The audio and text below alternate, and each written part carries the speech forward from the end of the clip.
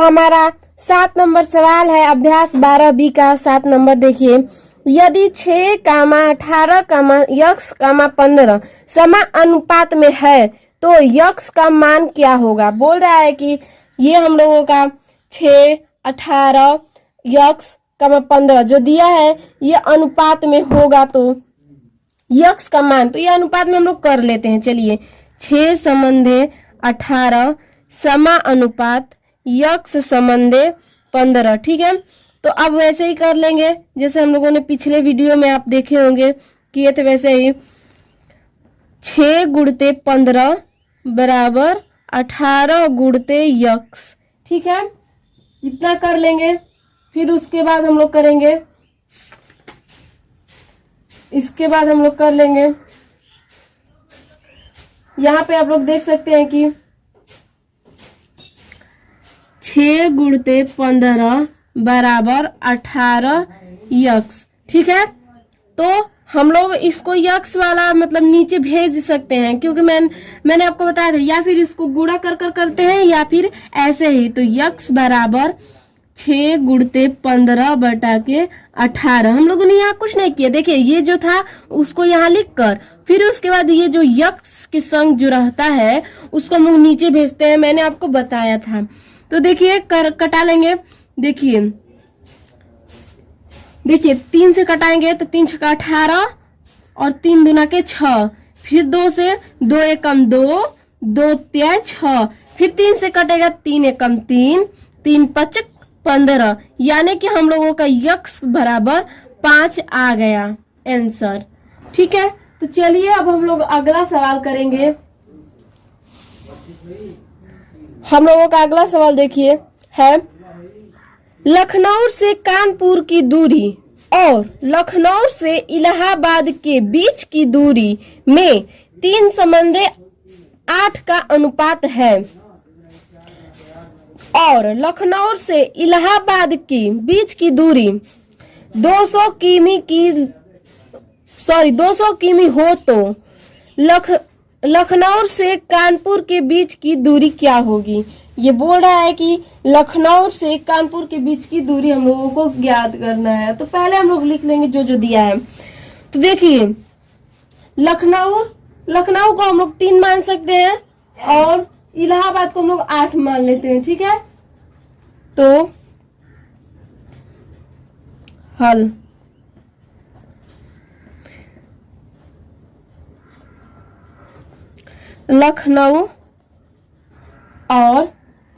लखनऊ बराबर देखिए 3 और इलाहाबाद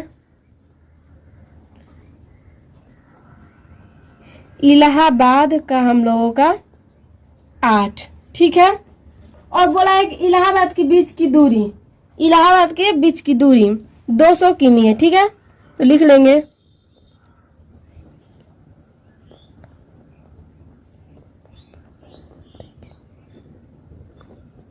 बीच की दूरी बराबर 200 किमी। ठीक है, फिर लिख लेंगे, हम लोग मान लेंगे क्योंकि हम लोग कानपुर के बीच की दूरी ज्ञात करना है। तो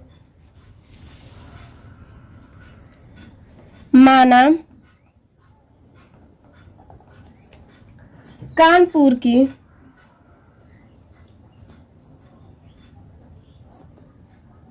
बीच की दूरी बराबर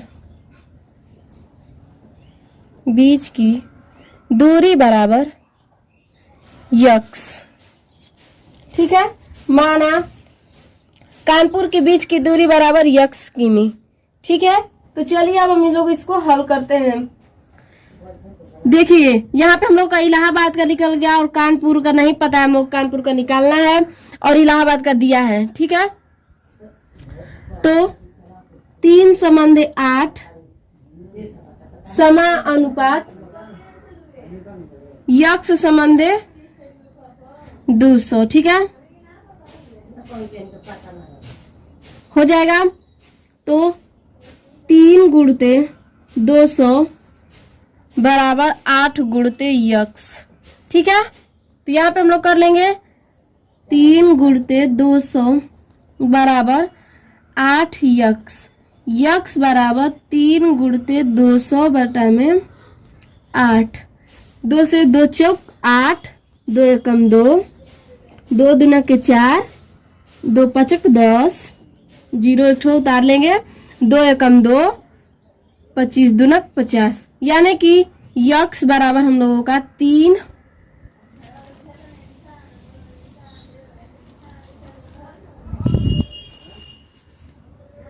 यक्स बराबर 3 गुणते 25 हम लोगों का बचा था। ठीक है, तो इसको हम लोग गुणा कर लेंगे तो हम लोगों का 25 ते 75 होता है,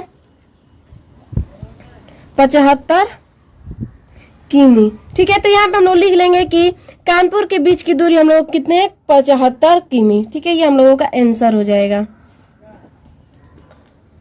चलिए अब हम लोग 9 नंबर सवाल लगाते हैं।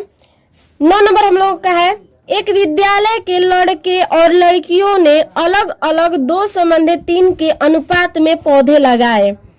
एक विद्यालय, कोई विद्यालय है मान लीजिए, उसमें लड़के और लड़कियां पढ़ते हैं अलग अलग अनुपात में, जैसे कि देखिए अनुपात अलग अलग है ना, 2 संबंधित 3 के अनुपात में पौधे लगाए हैं उन लोगों ने। ठीक है, यदि विद्यालय में कुल 1500 पौधे लगाए गए हो तो लड़के और लड़कियों द्वारा लगाए गए पौधों की संख्या अलग अलग निकालिए।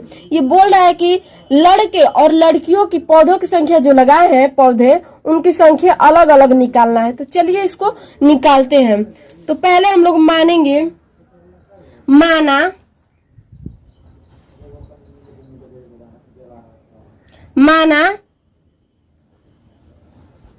लड़कों बराबर 2x, ठीक है, और लड़कियों बराबर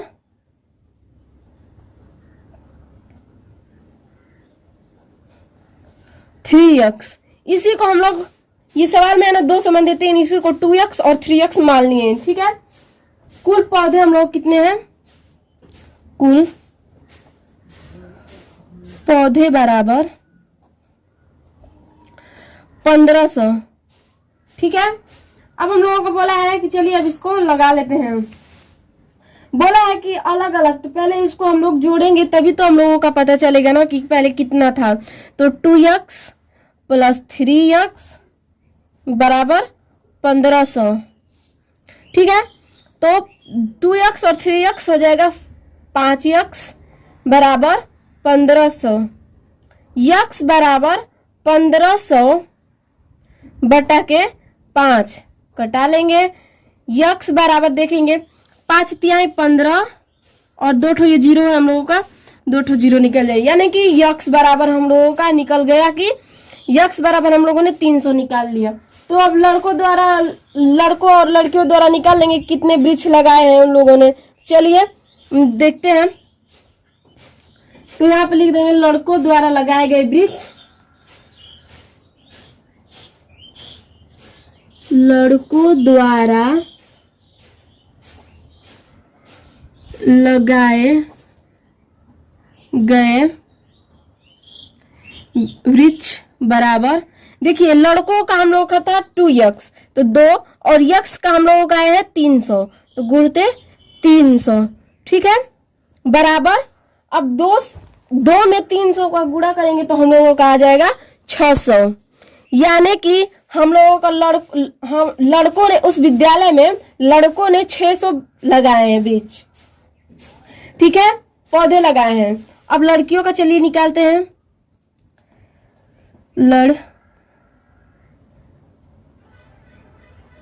लड़कियों द्वारा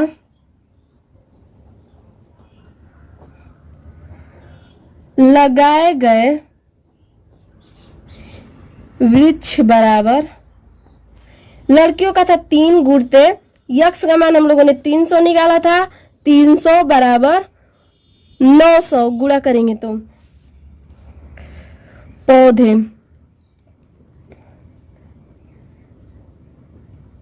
ये हम लोगों का आंसर हो जाएगा। ठीक है, देखिए यहाँ पे हम लोगों का पूछा था कि, यहाँ आप देख सकते हैं बोला है कि लड़के और लड़कियों द्वारा लगाए गए पौधों की संख्या अलग अलग निकालिए। तो देखिए हम लोगों ने अलग अलग निकाल दिया। लड़कों द्वारा लगाए गए वृक्ष बराबर हम लोगों का 600 पौधे लगाए हैं लड़के और 900 लगाई हैं लड़कियां। ठीक है, तो अब हम लोग 10 नंबर सवाल लगाते हैं। ठीक है, अभ्यास 12B का ही हम लोग 10 नंबर लगा रहे हैं। अब ये हम लोगों का 10 नंबर, ये हम लोगों का अभ्यास 12B का लास्ट सवाल है। चलिए इसको लगाते हैं। ये देखिए 10 नंबर सवाल है। कल्लू ने रुपए 70 में 10 किग्रा अमरूद बेचे तथा आरिफ ने 5 किग्रा अमरूद 35 रुपए में बेचे। किसका अमरूद सस्ता है? ये पूछ रहा है। 2 लड़के हैं, पहले देख लीजिए 2 लड़के हैं, एक ठो कल्लू और एक ठो आरिफ। ठीक है, तो बोला है कि एक ने 70 रुपए में 10 किग्रा बेच दिया है और 5 किग्रा एक ने 35 रुपए में, या फिर बोल सकते हैं इसको कि 35 रुपए में 5 किग्रा बेचा है अमरूद। तो किसका अमरूद सस्ता है, मतलब कि किसका सस्ता है और किसका महंगा है। ठीक है, तो इसको करेंगे। तो देखिए यहाँ पे, यदि ऐसा है तो वे किस भाव में बेच रहे हैं। ये बोला है कि वो मतलब कि किस भाव में बेच रहे हैं, किस दाम में बेच रहे हैं। क्या दोनों अमरूद एक ही भाव में बेच रहे हैं? बोला है कि क्या ये दोनों लड़के हैं, दोनों एक ही भाव में बेच रहे हैं या अलग अलग बेच रहे हैं। चलिए इसको भी निकालते हैं। ठीक है, तो पहले तो निकाल लेंगे कि किग्रा वाला। तो लिखेंगे कल्लू कितना था? कल्लू 70 में 10 किग्रा अमरूद बेच रहा है, तो 60 किग्रा इसका निकल रहा है। ठीक है, और आरिफ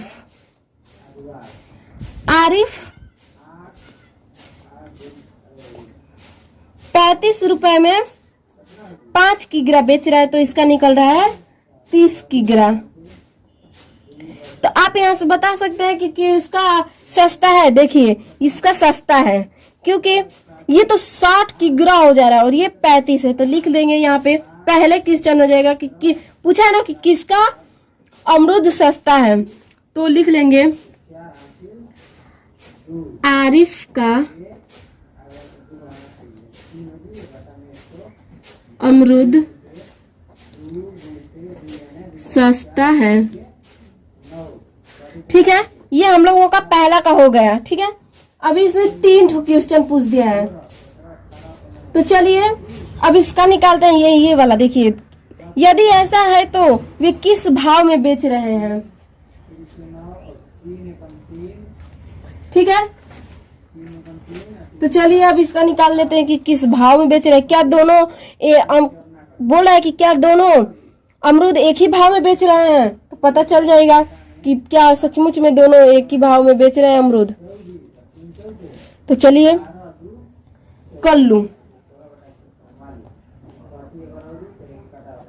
कल्लू बराबर 70/10, 0 से 0 कटा लेंगे यानी कि 7 आ गया। और आरिफ बराबर 35/5, 5 7 35। तो आप यहाँ लिख देंगे कि हाँ दोनों एक ही भाव में अमरूद बेच रहे हैं। हाँ, दोनों एक ही भाव में अमरूद बेच रहे हैं। ठीक है, ये बोला है पहले कि कौन सस्ता बेच रहा है, तो आरिफ सस्ता बेच रहा है, लेकिन फिर इसी में पूछ दिया क्या दोनों एक ही भाव में बेच रहे हैं। तो आप निकाल सकते हैं ऐसे देखकर कि हाँ दोनों एक ही भाव में बेच रहे हैं। ऐसे इसको बटा में कर कटा लेंगे तो पता चल जाएगा कि क्या दोनों एक ही भाव में बेच रहे हैं। तो चलिए अब हम लोग अगला सवाल लगाएंगे। अभ्यास 12B का खत्म हो गया है सवाल। अब हम लोग अभ्यास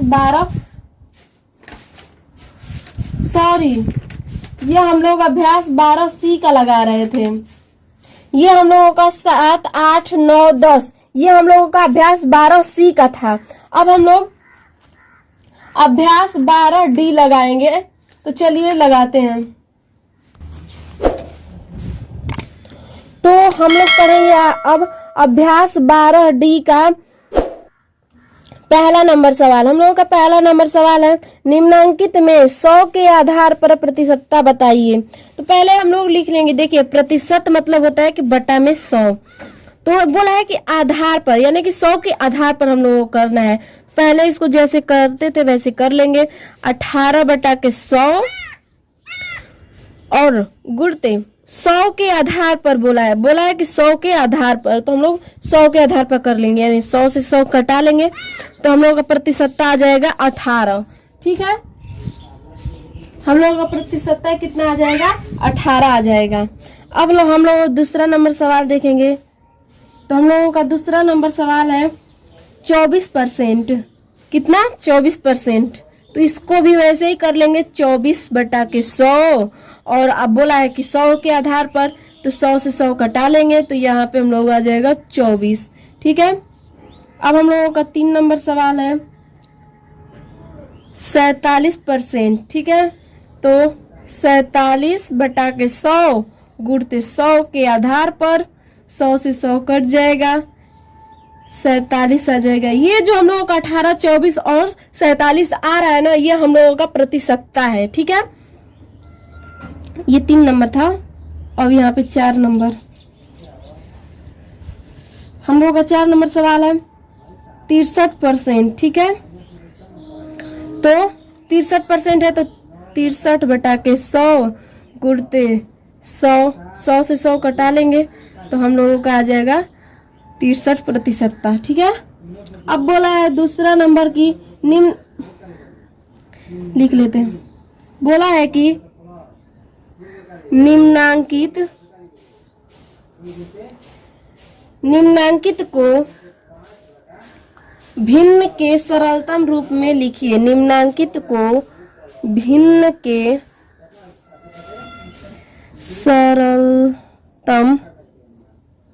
सरलतम रूप में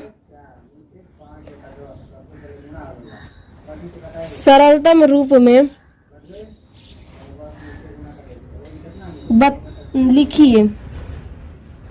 सरलतम रूप में लिखिए। ठीक है, तो ये हम लोगों का पहला नंबर सवाल है 12%। बोला है कि सरलतम भिन्न मतलब होता है कि बटा। ठीक है, और सरलतम मतलब मैंने आपको बताया था कि छोटे से छोटे रूप में। तो यहाँ पे हम लोग 12 और हमेशा परसेंट का मतलब इसे परसेंटेज कहते हैं, इसका मतलब होता है 100, तो बटा में 100। ठीक है, अब इसको हम लोग कटा लेंगे। ठीक है, इसको हम लोग कटा लेंगे तो देखिए 2 छक्का 12 और 2 पचे 10, एक तो 0 ही हम लोगों का बच गया, यहाँ लिख देंगे। फिर कट रहा है अभी हम लोगों का, तो कटा लेंगे, यानी कि 2 तिया 6 और 2 दूना के 4 और 2 पचे 10। ठीक है, यानी कि 3 बटा के 25। अब हम लोग देखेंगे कि ये हम लोगों का 3 बटा 25 नहीं कट रहा है, और देखिए कि ये भिन्न में भी आ गया है, ये भिन्न में भी आ गया और सरलता मतलब कि कट भी गया है छोटे छोटे रूप में, इसीलिए हम लोगों का आंसर हो जाएगा। ठीक है, अब हम लोगों का 2 नंबर सवाल दिया है, क्या देखते हैं। 2 नंबर दिया है हम लोगों का सवाल 15%। क्या दिया है? 15% दिया है। तो इसको भी हम लोग कर लेंगे 15 बटा के 100। ठीक है, इसको कटा लेंगे 5 से, 5 तिया 15 और 5 दूना के 10, यानी कि 3 बटा के 20। 3 बटा के 20 हम लोगों का अब किसी से नहीं कटेगा, तो ये हम लोगों का आ जाएगा आंसर। ठीक है, अब हम लोग 4 नंबर देखेंगे सवाल। 4 नंबर क्या बोला है हम लोगों का? बोला है 4 नंबर 75%। ठीक है, 75%, तो 75 बटा के 100, इसको हम लोग कटा लेंगे 5 से, 5 एकम 5। ठीक है, 5 एकम 5 और 50 25 बटा के 5 दूना के 10। अभी हम लोग कटेगा 5 से, 5 तिया 15 और 5 के 20। अभी हम लोगों का नहीं कटेगा, तो ये हम लोगों का आंसर हो जाएगा। अब हम लोगों का सॉरी यहाँ पे 3 नंबर सवाल है ये। अब यहाँ पे हम लोगों का 4 नंबर आ गया। ठीक है, तो 4 नंबर हम लोगों का सवाल है 35%। तो 35 बटा के 100 हो जाएगा। 35 बटा के 100 कटा लेंगे। 5 7 35 और 5 दुना के 10, और ये हम लोगों का 0 एक ठो था तो लिख लेंगे। ठीक है, तो चलिए ये भी हम लोगों का नहीं कटेगा तो ये भी हम लोगों का आंसर हो जाएगा। अब मैं अभ्यास 12D का अगले वीडियो में मैं आपको बताऊंगी कि अभ्यास 12D का 3 नंबर सवाल और 4 नंबर सवाल मैं आपको अगले वीडियो में बताऊंगी।